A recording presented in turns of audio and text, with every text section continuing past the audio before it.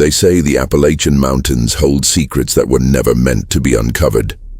Secrets older than the land itself, whispered through the trees, carried in the fog, and buried deep in the shadows of Kentucky's forgotten hollers. Tonight, I want to take you into a place where fear was not just imagined, but lived. Where people vanished without explanation, and where one family's dark hunger became the stuff of Appalachian nightmares. This is not a story for the faint of heart. This is the tale of the most terrifying Appalachian family ever known, the Cannibals of Kentucky. Imagine, for just a moment, a land cut off from the rest of the world. Narrow dirt roads twisting through endless mountains, thick forests that blot out the sun, and silence so heavy you swear you can hear your own heartbeat. Appalachia has always carried with it a reputation for mystery. Strange lights seen in the distance, cries echoing from the woods, and families so isolated that their way of life remained untouched by time. But among these stories there exists one legend darker than all the rest. A family that people whispered about in hushed tones, a clan that locals warned outsiders never to go near. Some said they weren't even entirely human anymore, that hunger had twisted them into something else, something that stalked the night. It begins, as most terrifying tales do, with disappearances. A traveler on his way through Kentucky never made it to his destination. A hunter who knew the forest better than anyone simply never returned home. Families who set out on wagons to cross the mountains would vanish without a trace, their belongings later discovered abandoned by the roadside. People said it was the mountains themselves swallowing them whole. Others whispered of something much worse. You see, these weren't random accidents. There was a pattern, and those who paid attention began to realize it. Every missing person had last been spotted near a particular stretch of land, a part of Appalachia that locals refused to tread after dark. There are those who swear they heard screams on the wind, faint and distant, as though carried for miles across the trees. Others claimed they saw shadows darting between the branches, figures that seemed human but moved wrong, too fast, too low to the ground. The deeper you look, the more terrifying the accounts become.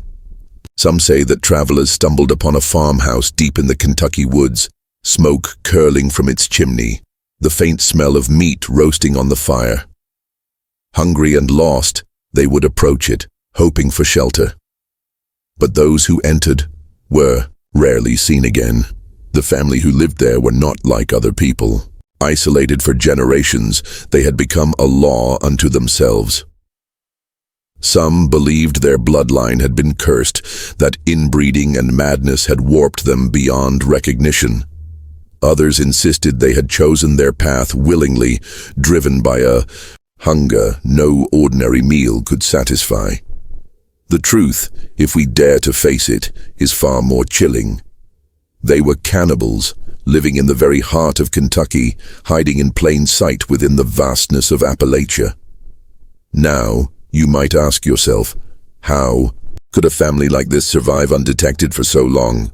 The answer lies in the isolation of the mountains themselves. These were places where lawmen rarely ventured, where whole communities were cut off by rivers, cliffs, and endless woods. A scream could echo for miles and never reach another human ear. When someone disappeared, it was chalked up to the wilderness, to an accident, or perhaps to moonshiners defending their stills. But for those who knew the stories, for those who saw the signs, there was only one explanation. The family had struck again. The few who claimed to escape painted horrifying pictures. One man, decades ago, told a tale of stumbling into a clearing, where he saw human bones scattered around a fire pit. He swore he saw figures moving in the shadows, gaunt and pale, their eyes glinting like predators. He ran before they could notice him, but he said he would never forget the smell. That sickly, sweet stench of cooked flesh hanging heavy in the air. Another survivor, a woman, recalled being chased through the woods by barefoot figures who howled like animals, their laughter ringing through the night.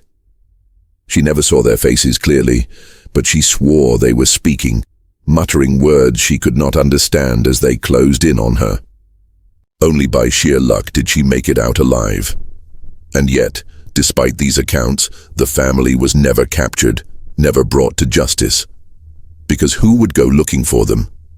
Who would risk wandering into their territory, knowing what fate might await? Even lawmen, hardened by years of dealing with violence, refused to press too far into those woods. Everyone knew, if you went in, you didn't come back out. Over time, the legend grew. Parents told their children not to stray too far, warning them that the family would get them if they did. Travelers were told to stick to the main roads, never follow a shortcut, and certainly never accept an invitation into a stranger's home, out in the wilderness. But legends are not born without a seed of truth. And every missing person, every traveler who vanished, every set of bones discovered in shallow graves scattered across the mountains only added fuel to the fire. Some said the family worshipped something dark, some forgotten mountain deity that demanded blood. Others insisted it was simpler than that. They were just hungry, and people were the easiest prey in such a remote land. Whichever it was, the result was the same. They became predators, and everyone else became prey. As night falls across Kentucky, and the mountains stretch endlessly under the moonlight, one can't help but wonder, are they still out there? Families like that don't just disappear. They pass their ways down from one generation to the next, teaching their children how to lure, how to hunt, how to kill. What if the family still walks those woods, hidden in the shadows, waiting for the next traveler to lose their way? And perhaps the most terrifying thought of all, what if you've already been close to them without realizing it? What if you've driven down a dark Appalachian road at night, headlights barely cutting through the mist, while unseen eyes watched you from the tree line? What if you've stopped at a small town store, spoken to a stranger whose bloodline traces back to that very family? What if their hunger has not ended, only evolved, hiding in plain sight as the rest of the world goes about its business? This story isn't just about the past. It's about fear that lingers, fear that creeps into your bones and reminds you that not every legend is born from imagination. Some are warnings carried across generations, urging us to remember the dangers that once stalked these mountains. So the next time you find yourself in the heart of Kentucky, standing at the edge of a dark forest with the wind howling through the trees, ask yourself, are you alone or are you being watched? Because the family, yes, that family, may still be out there. And if the stories are true, they're always hungry. The Appalachian Mountains have always been more than just a backdrop. They are alive, breathing with secrets that seem to seep from every rock, every tree, every shadow that lingers too long at the edge of the road. To understand how a family as terrifying as the Cannibals of Kentucky could exist, you must first understand the land itself. Appalachia is not like anywhere else in America. It is vast, wild, and unforgiving. It is a place where beauty and darkness sit side by side, where rolling hills of green can suddenly give way to a gorge so deep it swallows sound, and where fog clings to the earth as though the mountains themselves are trying to hide what lies within. For generations, outsiders have whispered about Appalachia with a mix of fascination and fear. They see it as untamed, a land where old traditions never died, where families lived cut off from the world, bound to the mountains and the superstitions they carried. People here speak of haints and hollers, of spirits that roam the woods, of witches who live at the edge of town. But alongside those tales, there are darker ones, the kind that keep you awake at night. Stories of clans who would do anything to survive. Stories of hunger so deep that it eroded the very boundaries of humanity. And among them, none were darker than the whispers of a Kentucky family that chose a path few could even imagine. Travel back in time to the late 1800s. America was changing. Railroads stretched further into the mountains, Coal companies began carving into the earth, and yet there were pockets of Kentucky untouched by all of it. Places so remote that families lived and died on the same patch of land without ever seeing a city. Life was brutal here. Winters were long, food was scarce, and neighbors were miles apart. In such a world, survival demanded choices that could twist a family's destiny forever. Some believe this is where it began. A family, starving in the dead of winter, turning to the only source of meat left. A decision born of desperation, but one that set them on a path from which there was no return. The Appalachians are filled with hollers, narrow valleys surrounded by steep mountains. These hollers become traps for fog, for silence, for things that don't want to be found. And it was in one such holler, locals say, that the family made their home. Their cabin sat hidden among the trees, its wood blackened by smoke, its windows shuttered as though to keep something in, rather than out. By day it looked abandoned. By night, strange lights flickered from within, and the sound of voices carried on the wind, voices chanting, laughing, screaming. The people who lived in the towns nearby rarely spoke of it. When they did, their eyes would dart to the floor, their voices dropping to whispers.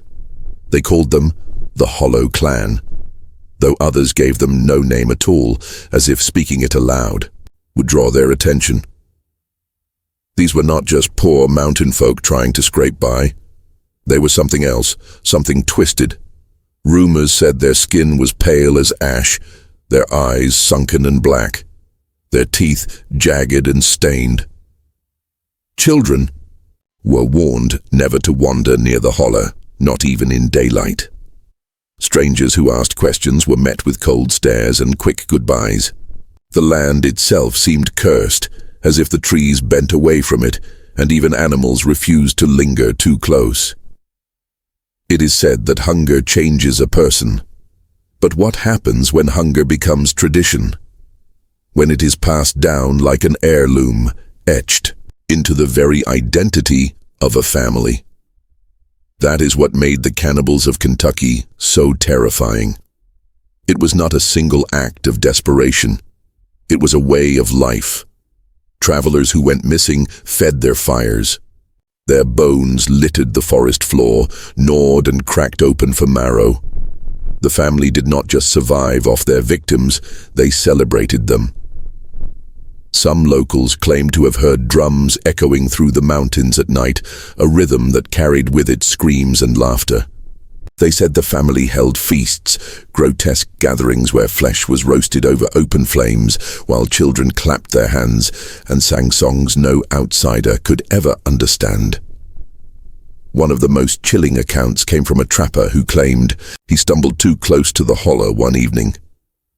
He said he saw figures dancing around a fire, their shadows stretching tall against the trees. In the center was a man tied to a post, his cries swallowed by the night. The trapper ran before he saw the rest, but the sound of bone snapping still echoed in his dreams years later. Whether his tale was truth or madness, no one could say. But in Appalachia, where stories live longer than the people who tell them, such accounts are never dismissed so easily. And so, the family remained, their legend growing with every disappearance. It wasn't only travelers who vanished, sometimes it was locals. A man on his way to town who never arrived, a child who wandered too far while playing, a woman who left her home one evening and was never seen again. The explanations were always the same, an accident, a fall, a bear. But the whispers never stopped. People knew the truth, even if they could never prove it. The family was hungry, and the mountains provided. Generations passed, but the stories did not fade. In fact, they became stronger. Some claimed that lawmen once tried to investigate, riding into the holler with rifles in hand. But they never returned. The few search parties sent after them found nothing but abandoned horses and shredded coats hanging from the branches of trees. From then on, authorities looked the other way. It was easier to pretend the family didn't exist than to risk becoming their next meal, and that's the terror of Appalachia. It's silence. The mountains can hide anything. A scream, a body, a whole family of predators. In the stillness of those woods, you could walk within 100 yards of their cabin and never know they were watching you. Perhaps that's why their story still lingers. Because the line between myth and reality is razor thin in places like these. And in the dead of night, when the wind howls through the trees, when the fog rolls low across the ground, it doesn't matter whether the family was real or just a legend. What matters is that the fear they created was real. The mountains keep their secrets well, and sometimes those secrets take the form of families. Families who learn to live outside the rules of man, families who embrace the darkest instincts within us, families who become nightmares made flesh. That is what the Cannibals of Kentucky were. Not just a story, not just a warning, but a living nightmare hidden within the Appalachians. And as long as the mountains stand, their legend will never die. They say the scariest monsters are not creatures from myths or spirits from ghost stories. The scariest monsters are human, flesh and bone, born like anyone else, yet shaped into something darker by the choices they make. In the heart of Kentucky's mountains, the family became just that, a legend of living nightmares. By the time people began calling them the Cannibals of Kentucky, they had already built a reputation so terrifying that their very name carried power. Children would cry at the mere mention of them. Grown men avoided certain roads, certain trails, certain hollers for fear of wandering into their territory. But to truly understand what made them so feared, you must step into their world. You must imagine the life they lived and the rules by which they survived. The family was not just a handful of people. It was a clan. Some say 3 generations. Deep by the time whispers began to spread, a sprawling network of brothers, sisters, uncles, cousins, all tied together by blood and secrecy. They were bound by one law: trust no one outside the family. Outsiders were prey, neighbors were potential threats, and survival meant sticking together no matter the cost. That bond gave them strength, but it also made them dangerous. Because when a family believes the rest of the world is nothing more than a larder of meat, their humanity begins to rot away. Their cabin was no ordinary home. From the outside, it looked like any backwoods shack. Timbers stacked rough, a sagging roof, smoke curling from the chimney. But inside, it was something else entirely. The walls were lined with trophies, animal skulls, antlers, and things that looked disturbingly human. The fireplace was blackened with soot, the air heavy with the scent of grease and decay. Tables bore stains that no amount of scrubbing could erase. It was not a place for living, it was a place for feeding. Children, born into the clan, never knew anything different. From the moment they could walk, they were taught the rules of the hunt. They were told never to trust outsiders, to hide when strangers came too close, to lure them when the time was right. Some stories claim the children themselves acted as bait, standing on the roadside looking lost, waiting for a kind traveler to stop and help.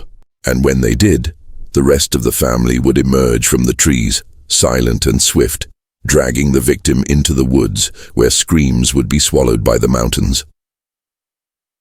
It is hard to know how much of this is truth and how much is folklore, twisted by fear.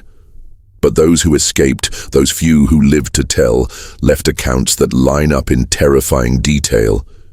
They spoke of a family that worked like a pack of wolves, hunting together, each member playing a role. Some would stalk, others would corner, and still others would finish the kill. And then came the feast. Around the fire they gathered, tearing flesh with hands and teeth, laughing, singing, treating it as though it were no different than a Sunday supper. The father of the clan, if the stories are to be believed, was a towering man with eyes black as coal. He ruled with brutality, enforcing silence and obedience. His word was law, and his appetite was endless. The mother, just as feared, was said to be the one who taught the children how to carve, how to cook, how to clean bones until nothing was left. Together they molded generation after generation into predators disguised as people. And in the mountains where law was scarce and survival was everything, no one dared to challenge them. But even monsters leave traces. Farmers reported finding cattle mutilated, their carcasses stripped bare in ways no animal predator would have done. Hunters stumbled across campsites abandoned in panic, belongings scattered as though their owners had fled in the middle of the night. And then there were the bones. Shallow graves unearthed by floods or heavy rains revealed fragments, jawbones, ribs, skulls cracked open. Some were gnawed, others charred by fire. Locals who found them buried them quickly, whispering prayers and warnings, never daring to report them to authorities, because everyone knew if word got back to the family, there would be consequences. One tale, passed down through generations, speaks of a preacher who decided to confront the clan. Armed with nothing more than his faith and a rifle, he set out into the woods, vowing to bring light to their darkness. Days later, his horse returned to town without him. The saddle was stained dark, the reins chewed through as though by teeth. The preacher was never seen again. From that day on, even the bravest kept their distance. The clan thrived in isolation. While towns grew and railroads expanded, their world remained frozen in time. They needed no outsiders, no trade, no help. Everything they required, they took. And in the shadows of the Appalachians, no one stopped them. Fear was their shield, and it worked. People simply learned to live with the knowledge that something monstrous lived in the hollers. They adjusted, avoiding roads after sundown, warning travelers to keep moving and whispering prayers whenever the night grew too quiet. Perhaps the most terrifying thing about the family was how ordinary they could appear when they wanted to. Some say they would come into town on rare occasions, dressed in ragged clothes, eyes downcast, speaking little. To most, they looked like nothing more than poor mountain folk. But those who knew the signs, those who caught a glimpse of their teeth or the strange glint in their eyes, recognized them immediately. And when they left, the silence they left behind was louder than words. The line between myth and truth is always blurred in Appalachia. Some believe the family was a curse made flesh, a punishment for sins too great to name. Others think they were simply people pushed beyond the limits of survival. Their choices, twisting into ritual until it became all they knew. But no matter the origin, the result was the same. A family that fed on fear, on flesh, and on the silence of the mountains. And so the legend spread. From Kentucky to the far reaches of Appalachia, people spoke of the Cannibal family in hushed voices. They were not a story told to children for fun, they were a warning. A reminder that there are places you do not go, roads you do not take, and strangers you do not trust. Because somewhere, hidden in the endless dark of the mountains, a family waited. A family that saw you not as a neighbor, not as a traveler, not even as a human being, but as a meal. It is easy, perhaps, to dismiss such tales as folklore, as superstition passed down by people who lived too close to the wilderness. But then you remember the disappearances, the bones, the screams carried on the wind. You remember the lawmen who never came back, the preacher whose horse returned alone, the travelers who vanished without a trace. And suddenly, the story, no longer feels like just a story. It feels like a truth too terrible to face. The family was real enough to inspire fear, real enough to change the way people lived, real enough that even now, long after the last of them is said to have died, the eerie whispers remain, because fear never dies in the mountains. It lingers, waiting, reminding you that not every legend is born of imagination. Some are carved from flesh and bone, left behind like scars on the land. And in Kentucky, those scars run deep. So when the night grows long and the woods press in, when the silence becomes so heavy it feels like a weight on your chest, think of the family. Think of the children raised to hunt. Think of the laughter around the fire, echoing through the holler. And then ask yourself, if they were real, if they truly existed, what if their bloodline never ended?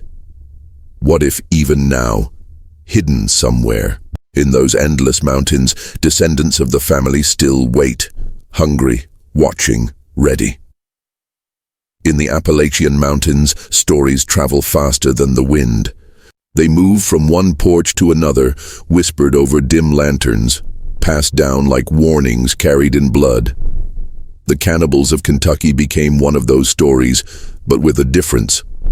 Most legends are told with a chuckle, a nervous laugh, a reminder that it's just a tale.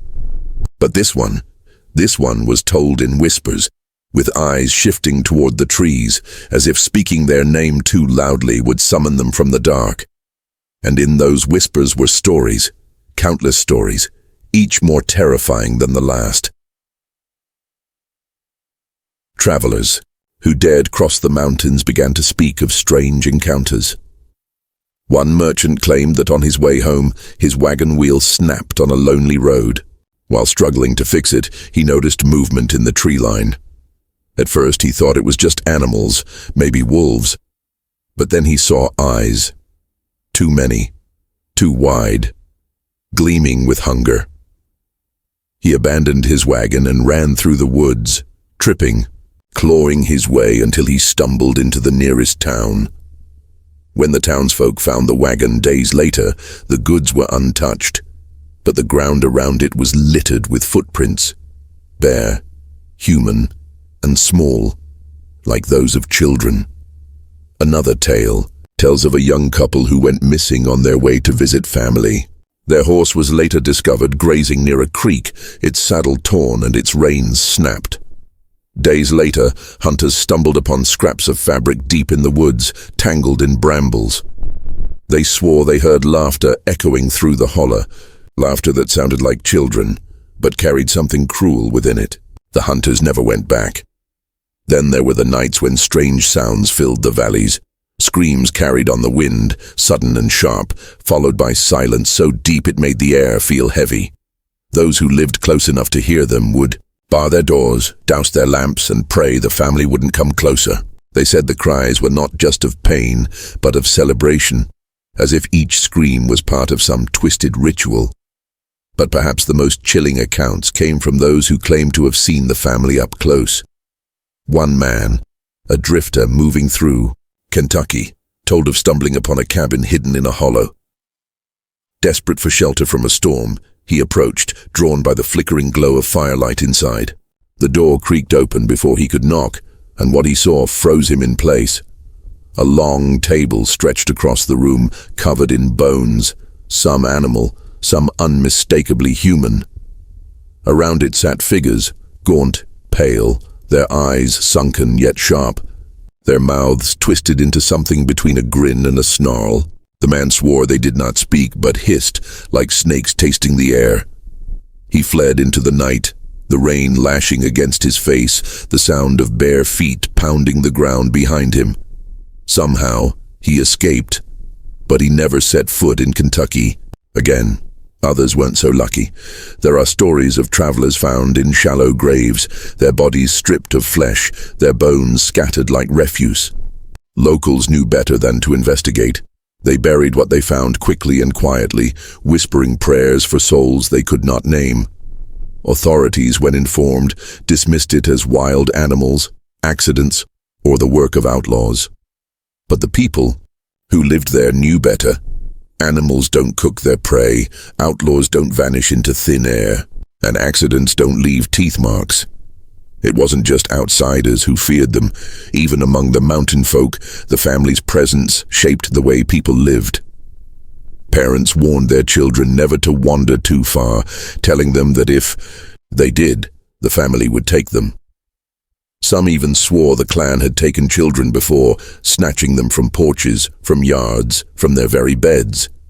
Whether truth or exaggeration, the fear was real. And in Appalachia, fear is often the strongest proof of all. One haunting story, passed down for generations, spoke of a girl who vanished one autumn evening.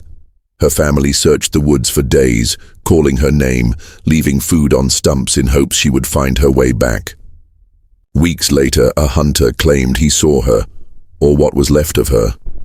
He described a figure moving awkwardly among the trees, her dress torn, her skin pale, her eyes hollow. She did not look at him, did not speak. She simply followed the others, deeper into the forest, disappearing into the shadows. He swore it was her, but no one believed him. Or perhaps no one wanted to. The family's methods of luring victims became the stuff of nightmares. Some said they left signs along the road, strange markings carved into trees, piles of stones that led travelers off the main path. Others claimed they mimicked cries for help, the voice of a child or a woman calling out in distress, drawing kind souls into their traps. And then there were the stories of bait, figures left in plain sight, pretending to be injured or lost, waiting for someone to stop. Those who did rarely lived to regret it. And yet, for all the horror, the family was never caught, never brought to justice. It was as if the mountains themselves conspired to protect them, swallowing every trace, hiding every crime. Outsiders who tried to investigate were led astray, their searches ending in confusion, their evidence lost. The few who pressed too far either vanished themselves or returned broken, unwilling to speak of what they had seen. The land, it seemed, belonged to the family, and they knew every inch of it better than anyone else ever could. There are those who believe the family was more than just human. Some said they had made a pact with something ancient, a spirit of the mountains that granted them strength and protected them as long as they fed it with blood. Others believed they had simply lived so long in darkness that they had become something else entirely. Creatures of the woods, no longer bound by the same rules as ordinary people. Whatever the truth, the result was the same. A family that thrived on fear and flesh, hidden in the hollers of Kentucky. To this day, the stories linger. Campers speak of hearing footsteps outside their tents, slow and deliberate, circling but never revealing themselves. Hikers tell of finding bones arranged in patterns, as though left as a warning. Drivers on lonely roads claim to see figures standing at the edge of the trees, watching with eyes that glint in the headlights, vanishing the moment they look twice. And always, the stories end the same way, with silence. Because whether you believe in them or not, the family has become part of the land itself, woven into its identity, inseparable from the fear that clings to the Appalachians like mist. Perhaps the most unsettling part is this: no one knows how it ended. Did the family die out, their line finally broken by time and isolation? Or do their descendants still walk the mountains, hidden, waiting, keeping the old traditions alive? It is easy to believe they are gone, nothing more than a tale to frighten children.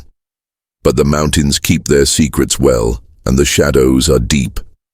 And when you hear a twig snap behind you, when you feel eyes watching from the darkness, when the wind carries a sound that could almost be laughter, you will remember the stories, and you will wonder if the family ever truly disappeared. Because in Kentucky, in the heart of Appalachia, there are places where the trees stand too close, where the fog never lifts, and where silence feels heavy with memory. And in those places, people still say, the family waits. Inside the hollers of Kentucky, life followed a rhythm that was unlike anything the outside world could imagine. For most families in Appalachia, survival meant farming, hunting, trading with neighbors, and leaning on church or community when times grew hard. But for this family, survival had taken on a different meaning. It wasn't crops they planted, or cattle they raised, or prayers they whispered. Their life was built on blood. To be born into the clan was to be born into a world where cruelty was normal, where rituals replaced religion, and where hunger was never satisfied by the ordinary. From the moment a child opened their eyes, they were surrounded by reminders of what their family was. Bones decorated the walls, hung like ornaments. The smell of smoke and roasting meat clung to everything, seeping into the wood of the cabin, into the rags they wore, into their very skin. Lullabies were not sung to soothe but to instruct. Chants whispered over cribs, teaching obedience, silence, and fear of outsiders. The children grew up watching their elders carve flesh with the same ease others might carve bread, and they learned early that nothing from the hunt went to waste. The family did not believe in God the way their neighbors did. Church bells never reached their hollow. Instead, they had their own rituals, darker and older.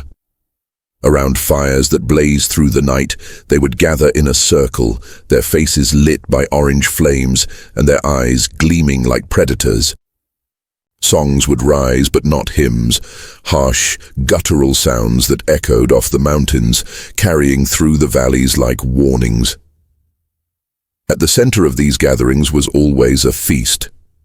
The meat cooked slowly, the smoke trailing into the sky as though sending their offering to something unseen. Some believed they worshipped an ancient spirit of the mountains, something that demanded sacrifice, something that gave them protection in return. Others thought the rituals were nothing more than madness dressed as religion, a way to bind the family together in loyalty and fear. But whatever the truth, the rituals became the heartbeat of their lives. There were rules within the clan, strict and unbreakable. No one disobeyed the father, whose word was final and whose punishments were merciless.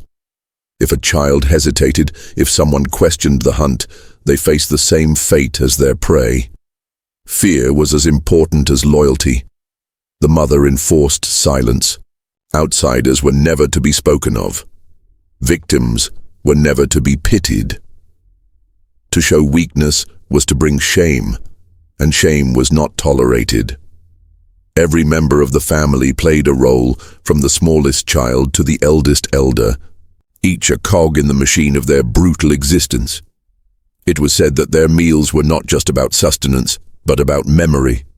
To eat together was to share the strength of the one they consumed. Around the fire, as the flames danced, the family would speak the names of their victims, not out of guilt, but as if claiming them, taking their essence into themselves. Some survivors swore they heard these chants, low and guttural, repeated over and over until the names blurred into sounds, swallowed by the crackle of firewood and the tearing of flesh. The cabin itself was a place of horror. By daylight, it might have looked like nothing more than a poor family's shack, but step inside and you would see the truth. The walls bore marks of knives, grooves carved deep from years of cutting. The floors were stained dark, the wood warped and cracked from blood that had seeped into it. Piles of bones lay in corners, some bleached white, others fresh and yellowed, with marrow. Clothing from victims was scavenged, patched together into rags the family wore, so that even the garments carried echoes of those who had vanished into the mountains. Life inside the clan was not only about feeding, it was about preparing for the next hunt. Days were spent watching the roads, marking trails, setting traps.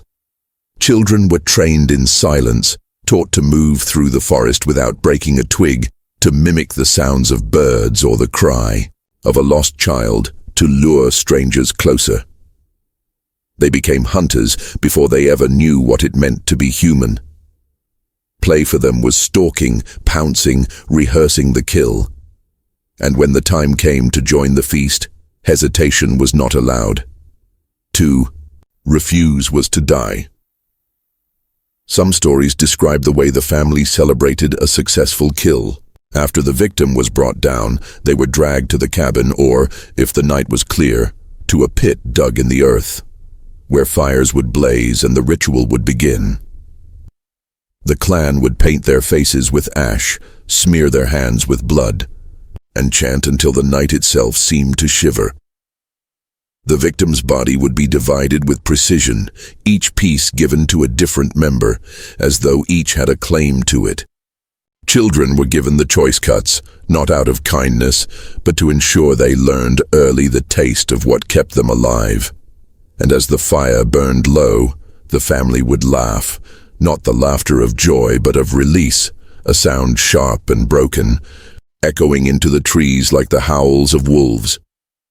It is difficult to know how much of these accounts are truth and how much are legend, but those who survived swore the details were too vivid to be imagined.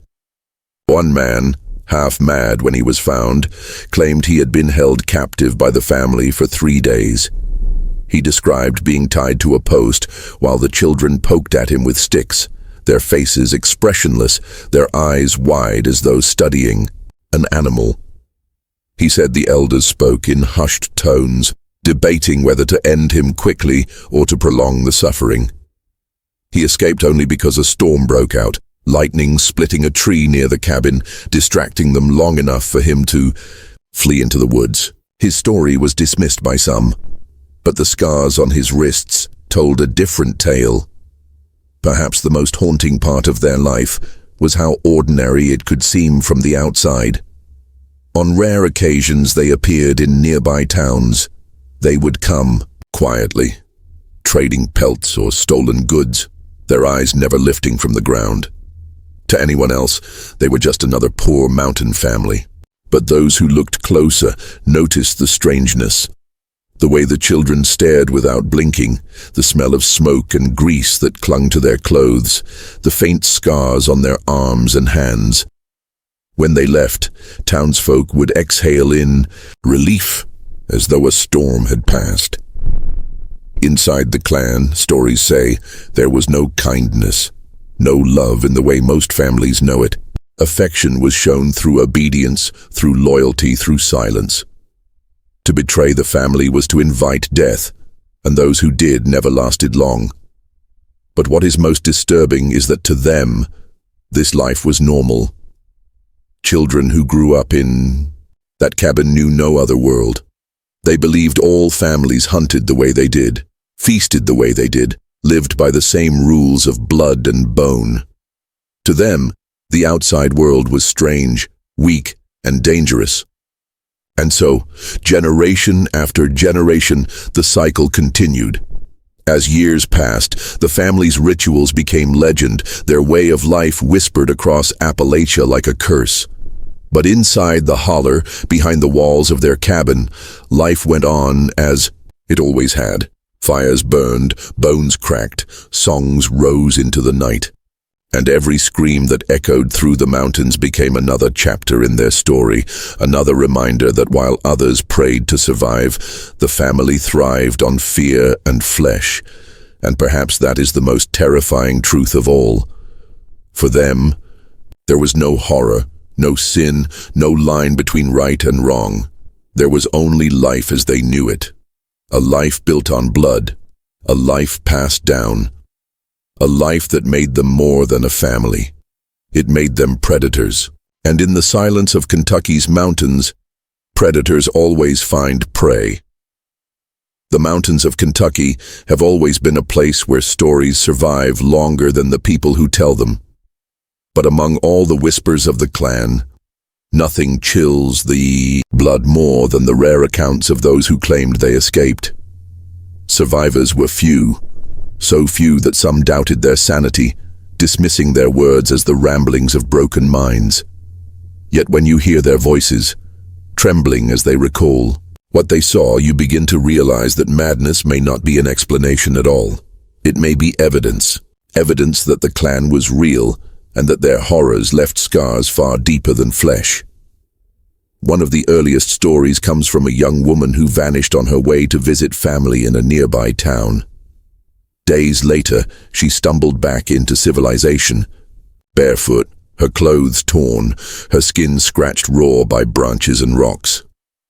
She spoke little at first, her voice hoarse, her eyes wild, but when she did, Her words silenced the entire room. She claimed she had been taken into the woods by a group that looked human but did not act human. Their movements were too quick, too silent, their stares too empty. She said she was bound and dragged to a cabin where the air reeked of rot and smoke. Inside, she saw a long table, crude and rough, covered in stains. Bones lay piled in corners, like discarded firewood. The family sat watching her, their faces expressionless, their eyes hungry. They whispered among themselves in a tongue she didn't recognize. She escaped only because one of the children left the door unlatched. She fled into the night, hearing footsteps chasing her until the sound faded into the darkness. Another account comes from a hunter who swore he encountered the family while tracking deer. He said he followed blood trails deep into the holler, expecting to find his kill. Instead, he found bones. Fresh bones, picked clean, the marrow still, glistening. As he examined them, he realized they weren't animal remains. They were human. Before he could run, he heard laughter, soft at first, then louder, coming from the trees all around him. He never saw their faces, but he swore he felt eyes on him, dozens of them closing in. He fired his rifle into the air and bolted, running until his lungs burned, never daring to look back. He abandoned hunting altogether, moving his family far from the mountains. But even years later, when he told his story, his voice shook as though he was still trapped in those woods. Some of the most disturbing stories come not from strangers, but from locals, people who lived near the holler and knew the legends well. A farmer once claimed that after one of his cows went missing, he tracked it through the forest, only to discover the carcass hanging from a tree, gutted and half consumed. He followed the trail further and found crude carvings on the trees, symbols he did not understand, circles crossed with jagged lines. He swore he heard chanting in the distance, voices rising and falling like a prayer carried by the wind. He turned back, abandoning the search, but the memory haunted him until his dying day. He warned his children never to enter the holler, no matter what they saw or heard. There was also the story of a trapper who spoke of seeing the family directly. He said he stumbled upon their gathering at night. Hidden behind a fallen log, he watched as figures danced around a fire, their bodies painted with ash, their hands slick with blood. At the center of the circle was a man, bound and gagged, his eyes wide with terror. The trapper could not watch what came next. He fled, stumbling, through the woods until his legs gave out. When he finally returned to civilization, his hair had turned gray. Though he was still a young man, he never set foot in the mountains again. Skeptics often argue that these stories are nothing more than folklore, exaggerated tales passed down through generations, and perhaps in some cases they are right. But then there are the details that repeat across accounts, details too specific, too chilling to ignore. Survivors speak of the smell, a stench of smoke, rot, and blood that clung to everything. They speak of the silence of the family, the way they moved without sound, appearing and disappearing like shadows. They describe the same cabin, the same piles of bones, the same laughter that seemed to echo from every direction. When so many voices tell the same story, can it really be dismissed as coincidence? Even lawmen, though reluctant to speak, left behind traces of their encounters. Old records tell of missing deputies sent to investigate disappearances in the area, never to return. In one account buried in a county archive, a sheriff described riding into the holler and feeling as though the air itself grew heavy, thick with something unseen. He and his men found nothing but an abandoned campsite, scattered bones, and markings on trees. He ended his report with a single line: "This place is not meant for us." The case was quietly closed, the files left to gather dust. But perhaps the most terrifying story comes from a man who didn't just escape. He was released. He was a traveler, passing through the mountains when he was ambushed. He woke bound inside the cabin, surrounded by faces pale and still. He begged for his life, offered money, offered anything he could, but the family did not speak. They only watched. Hours passed like days. He prepared himself for death. But then, for reasons he could not explain, the father of the clan stepped forward and cut his bonds. He pointed toward the door, and without a word, the traveler was free to leave. He ran until his feet bled, until his body collapsed in exhaustion. When asked why he thought they let him live, his answer was simple and chilling. They wanted me to tell the story. And maybe that is the true horror of these encounters. The family did not simply kill. They cultivated fear. They ensured their legend spread generation after generation, as powerful as any weapon. Every survivor became a messenger, a living reminder that the clan was real, that the hollers of Kentucky were not safe, that the mountains still belonged to predators. Fear kept people away, and that fear was as valuable as any meal. Because, in Appalachia, silence protects secrets, and secrets protect those who thrive in the dark. The survivors who stumbled out of the woods, trembling and broken, ensured that no one would ever forget the family. Their stories became warnings, etched into the memory of the mountains, carried like curses through the valleys. And so, while the world outside moved on, building cities, laying tracks, chasing progress, the hollers remained unchanged. But the family remained hidden, their fires burning, their rituals continuing, their hunger never-ending. The survivors may have lived to tell their tales, but in truth, they were never free. They carried the clan with them, in nightmares that never faded, in the knowledge that somewhere in the vast wilderness of Kentucky, the family was still watching, still waiting, still hungry. In the towns scattered along the edge of the Kentucky mountains, life was simple but fragile. Families worked their land, raised livestock, and tried to carve out an existence in a place that was as unforgiving as it was beautiful. But beneath that quiet rhythm of life, there was always a shadow, a lingering dread that hung over the people, like a curse. It wasn't storms or famine that they feared most. It was the disappearances. One by one, people began to vanish. A young man on his way to deliver goods never arrived. A child fetching water from a creek didn't return. A mother walking to visit her sister was gone before she reached the next ridge. These vanishings were always sudden, without warning, without explanation. Horses would be found still saddled, wagons left abandoned on roads, tools scattered, as though dropped mid-task. What was missing was always the same: the person. At first, neighbors whispered of accidents. The mountains could swallow you whole if you weren't careful. A wrong step on a narrow path could send you tumbling into a gorge. A bear could strike without warning. A storm could blind and bury you. But the more it happened, the harder it became to believe in coincidence. People were careful in these hills. They knew the dangers. Yet still, they vanished, as though plucked from the earth itself. Fear began to shape daily life. Parents forbade their children from wandering alone. Even in daylight, hunters stopped going too deep into the woods. Farmers worked their fields with one eye always fixed on the tree line. At night, families barred their doors, praying the shadows that moved outside their windows would pass them by. The towns grew quieter, the laughter of children replaced by hushed conversations and uneasy glances. But the whispers spread, and they always returned to the same source, the holler, the place no one wanted to name, where the land seemed wrong, where silence clung too heavy. Locals would lower their voices when they spoke of it, some refusing to speak of it at all.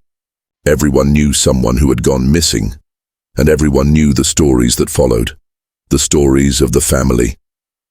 Some claimed they saw figures watching from the tree line, pale faces half hidden by shadows. Others swore they heard screams echoing through the valleys at night, carried by the wind, cut short before anyone could place their source. Farmers told of livestock vanishing from their pens, leaving behind nothing but broken gates and bloody prints in the dirt. Dogs would bark into the darkness, their hackles raised, before retreating under porches, tails between their legs. The land itself seemed to recoil, as if warning the people to stay away. Churches became gathering places not just for prayer, but for protection. Preachers spoke of demons in the mountains, of God's wrath upon those who had turned from the light. Families clung to their faith, but even Scripture could not erase the fear. Because deep down, they knew what they were dealing with was not supernatural. It was human. A family like them, but twisted, unrecognizable, more beast than man. And that was far more terrifying. As the years went by, the disappearances were etched into the memory of the towns like scars. Every missing person became a name whispered in cautionary tales. Don't wander too far, don't travel alone, don't go near the holler. Children grew up hearing those warnings as though they were laws of nature. Yet even with the fear, there was silence. No one dared to go after the missing. No one formed search parties. It wasn't cowardice, it was survival. To chase the lost was to risk becoming the next name added to the list. The fear became generational, passed down from parent to child, from elder to youth. Families moved away when they could, abandoning their homesteads to the mountains, but the land had a way of holding on to people. For those who stayed, fear became part of daily life, as ordinary as planting crops or fetching water. The mountains demanded respect, and the family lurking within them demanded fear. And the worst part: the disappearances were never random. People began to notice patterns. The missing were often travelers, strangers passing through, those who wouldn't be missed quickly. But sometimes, just sometimes, it was someone local. Someone whose absence could not be ignored. When that happened, the fear grew unbearable. People whispered of punishment, of warnings not heeded, as though the family was reminding them of their power, of the fact that the mountains belonged to them and no one else. Even lawmen hesitated to act. A few brave souls rode into the holler to investigate, but they never returned. Their absence became another tale, another warning.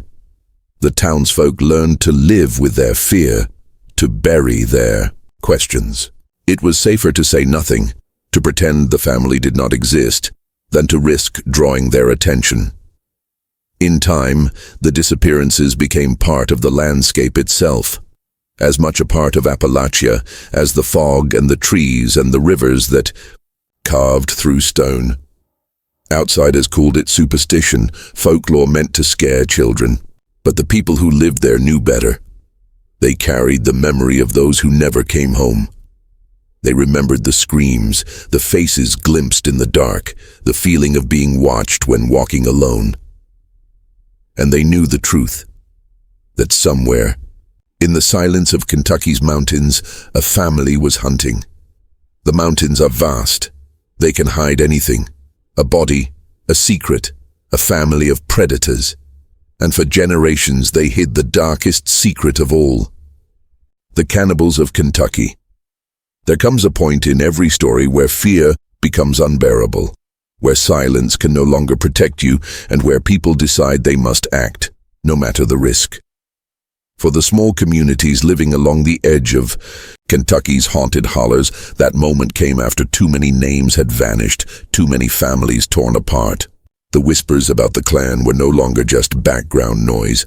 They were louder than the church bells, more persistent than the howl of the wind.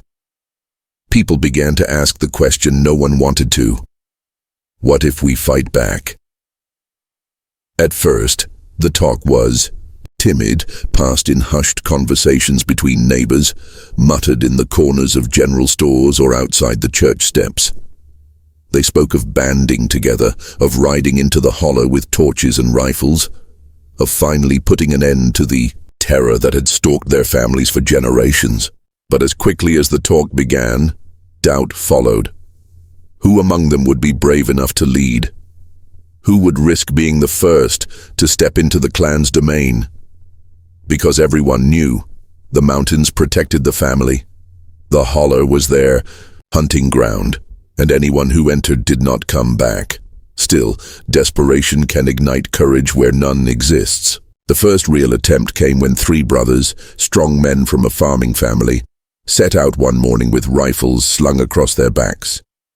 They told no one where they were going, but their intent was clear. When they failed to return, a search party followed their trail. What they found was enough to silence the town for months. The brothers' rifles lay abandoned in the dirt, their barrels bent as if by some impossible strength. Their hats were nailed to the trees along the trail, a warning as plain as words.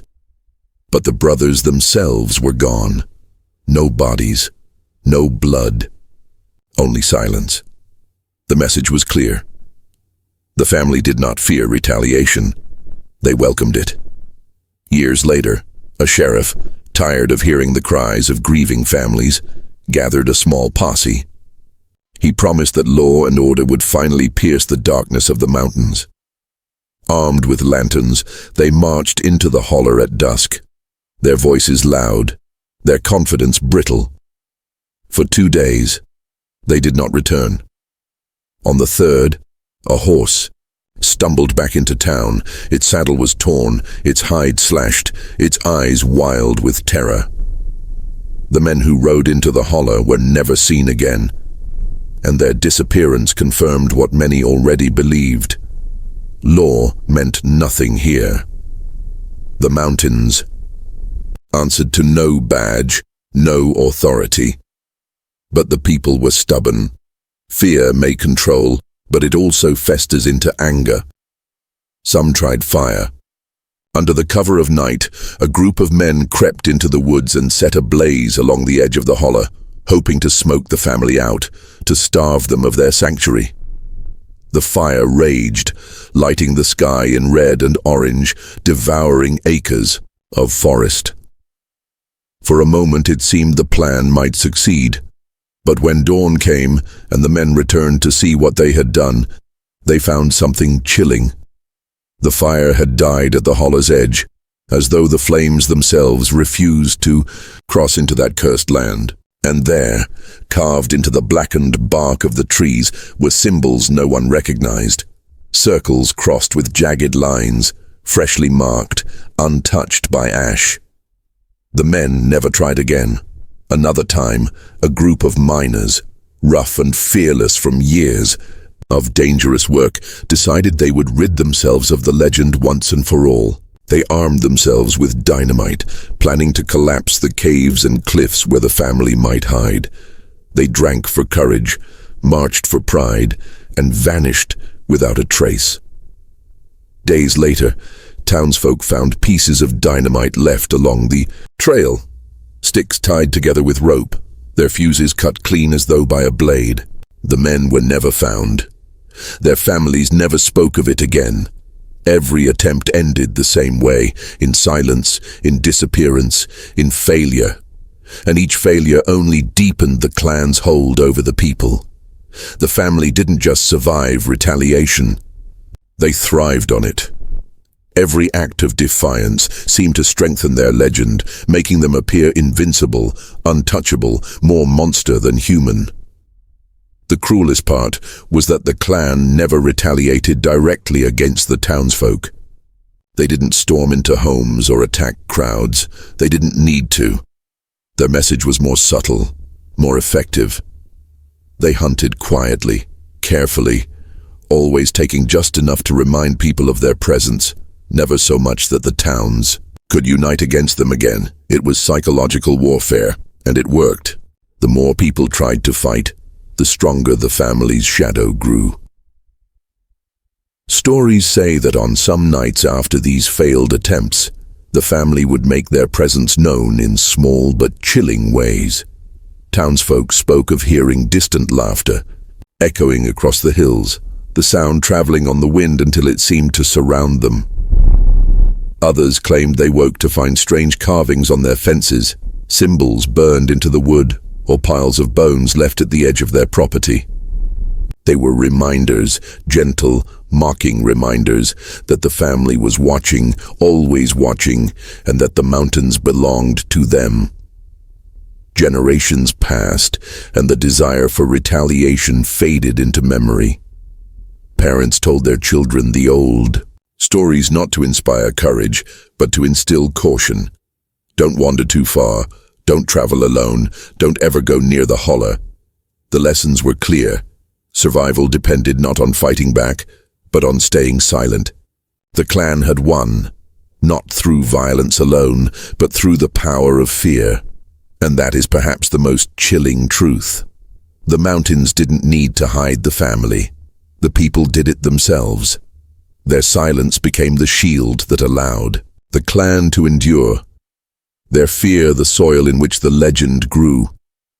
Every failed attempt at retaliation was another nail in the coffin of hope, another reminder that some evils cannot be fought, only avoided.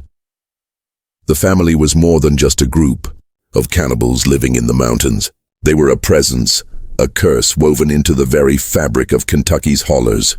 No fire could burn them out, no rifle could kill them, no law could bind them. And so, they endured, watching, waiting, feeding, and long after the torches had gone, cold, long after the last failed posse had vanished into the trees, their fires still burned in the darkness. The cannibals of Kentucky were still there, untouched, unbroken, and hungrier than ever.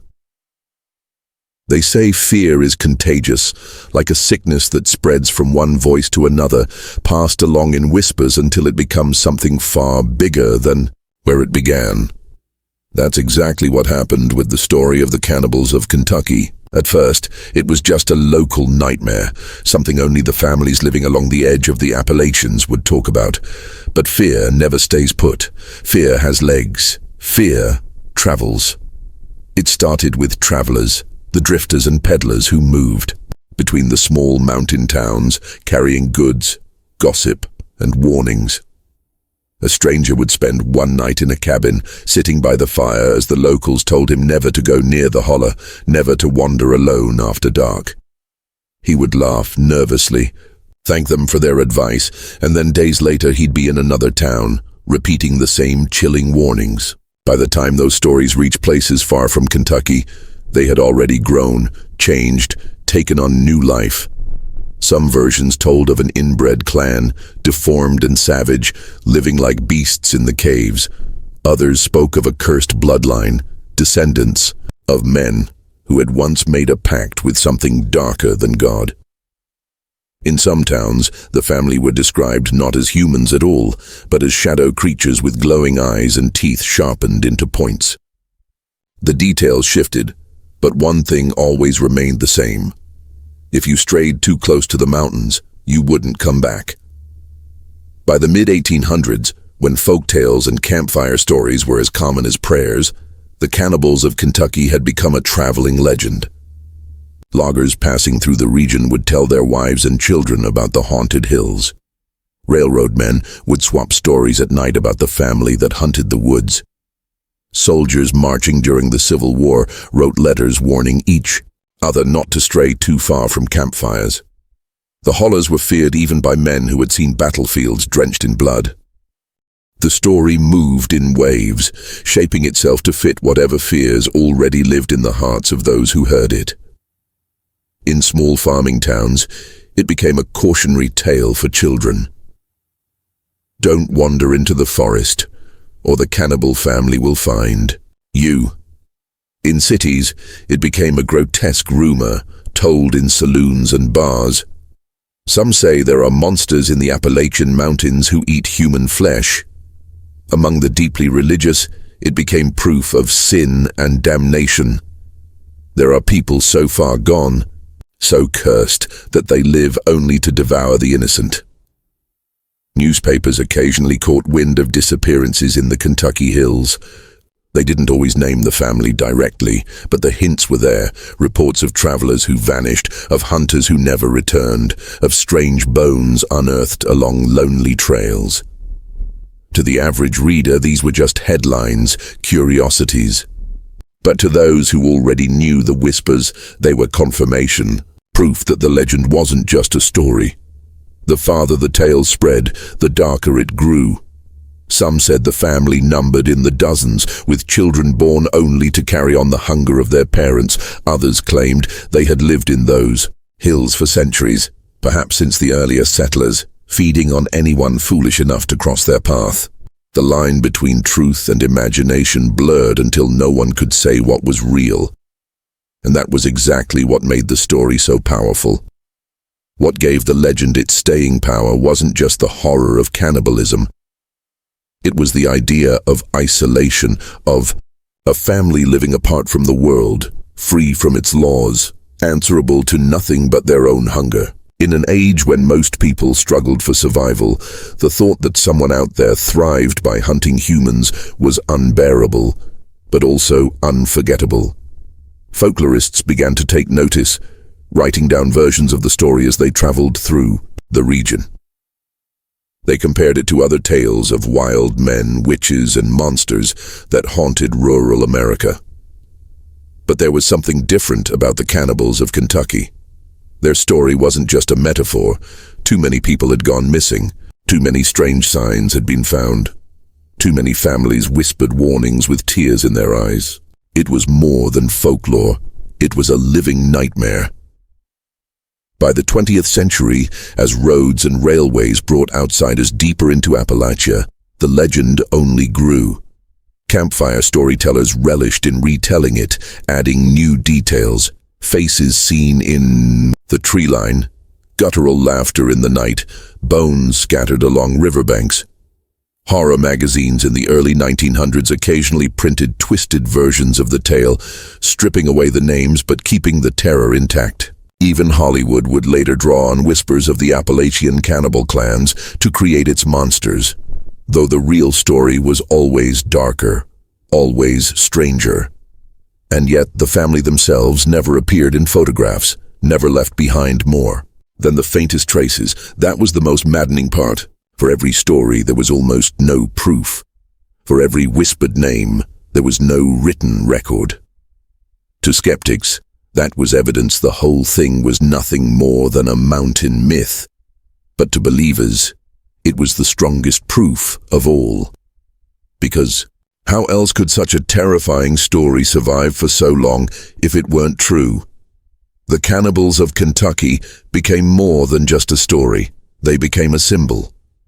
They represented the fear of the unknown, the terror of the wilderness, the suspicion that just beyond the edge of the firelight, something hungry was waiting. Parents told the story to keep their children safe. Travelers told the story to entertain and to warn. Writers told the story to shock and to sell. And through it all, the family, whether real or imagined, remained in the shadows, untouchable, unforgettable. Even now, long after the first whispers, their legend lives on. Online forums buzz with speculation. Paranormal investigators swap theories. Tourists drive into Kentucky's back roads hoping to catch a glimpse of the infamous hollers. Every new retelling changes a little, but the core remains the same. A brutal family hidden in the Appalachian mountains, hungry for flesh, patient as the dark. Because some stories are too powerful to die. Some legends feed on fear the same way. The cannibals fed on flesh. And as long as people whisper their name, as long as fires burn in the hills, the Cannibals of Kentucky will never be forgotten. Some legends fade with time, washed away by progress, buried beneath highways, cities, and modern life. But not this one. Not the Cannibals of Kentucky. Their story lingers like smoke that refuses to rise, clinging to the air, seeping into every generation that dares to live near the Appalachian hollers. For centuries, people believed the family was gone, vanished, starved, killed off by disease, or maybe swallowed whole by the very mountains that once sheltered them. That's what outsiders wanted to believe. It made life easier. It made the stories safer to tell, because what could be more comfortable than pretending monsters stay in the past? But the locals knew better. Even now, some will not speak their name out loud. They lower their voices when the topic rises, as if the trees themselves might be listening. Old-timers warn that silence is survival, that the moment you call them myth, you're inviting them back. And perhaps they never left at all. In modern times, strange disappearances still ripple through Kentucky's backroads. Hikers vanish without a trace. Hunters leave camp and never return. Families on road trips take wrong turns into mountain trails and are never heard from again. Authorities blame accidents, wild animals, rough terrain, exposure. But locals exchange glances, and their silence speaks louder than words. There are stories, quiet, chilling accounts, that suggest the family has simply adapted. No longer hiding in plain sight, but blending in, scattered among remote communities where no one dares to ask too many questions. Some say they still live as they always did, deep in caves where no daylight reaches, feeding in the dark.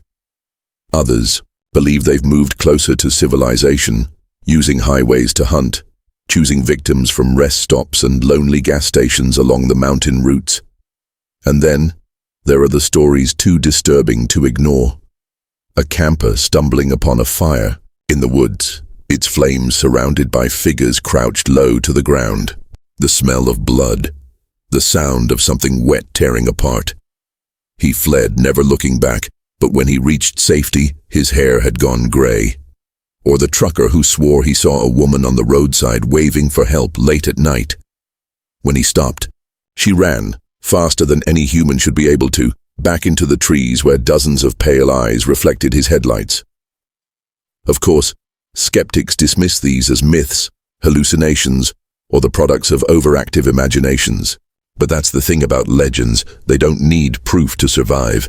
They survive because people believe. They survive because every strange sound in the forest, every shadow moving just beyond the tree line, feels like evidence. And then, there are the bones. Scattered bones found in places where no one should be. Hunters stumble across them in caves, hikers uncover them in shallow earth along trails. Forensic experts often chalk them up to old burials, forgotten graves. But the marks on the bones, marks that look far too much like teeth, tell a different story. What makes the cannibals of Kentucky so terrifying isn't just the blood they spilled or the fear they spread. It's the idea that they never needed to be seen to be real. They are the embodiment of hunger, of darkness that refuses to die. They exist not only in the mountains, but in the minds of everyone who hears their story. And if you think the legend is just a relic of the past, consider this. Every year, dozens of people vanish in the Appalachian region. Thousands across the US are reported missing, and a significant number of those cases are never solved. Families grieve, officials give statements, and the world moves on. But the hollers stay quiet. The trees keep their secrets. And the story of the Cannibals of Kentucky remains, waiting for its next chapter. Perhaps that's the greatest horror of all, that the family doesn't need to be found to exist.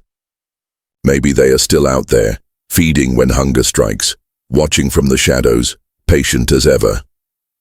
Maybe they walk among us, unrecognizable in daylight, monsters only when the sun dips below the mountains. And when you think about it, isn't that what keeps the legend alive? The possibility. The idea that no matter how civilized we become, no matter how far we think we've come from our primitive fears, there's always something lurking just beyond the firelight. Something ancient, something unspeakable, something hungry.